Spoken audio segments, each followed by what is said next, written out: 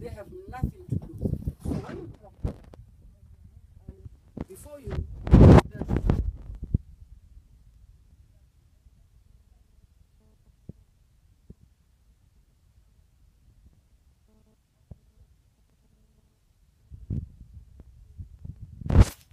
the initial response was ABC. Fighting AIDS is as easy as ABC. Now, when you get down to the communities, you go down to the grassroots people. It is not as easy as ABC. It's a very complex matter because when you say abstain, when you talk to a married woman, say, looking at my daughter here, she is married. She acquires information from wherever that she must now use a condom. Now she goes home to her husband.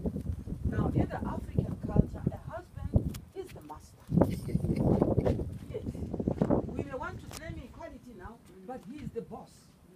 Now, you don't even call him by name, you call him by his totem. And you don't even talk to him standing up, you must kneel.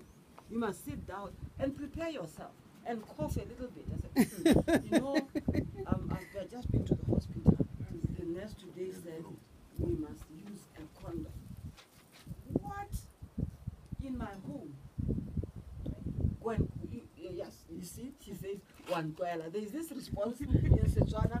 If you are doing funny stuff, they'll tell you that. If you are asking for trouble, they'll use that phrase, one koala. Which means you are now beginning to overstep your bounds as a woman. You understand?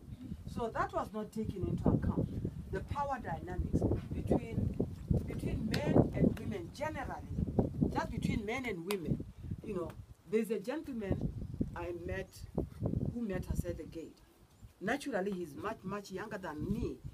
But culturally, I was raised to know that even a young boy is a man.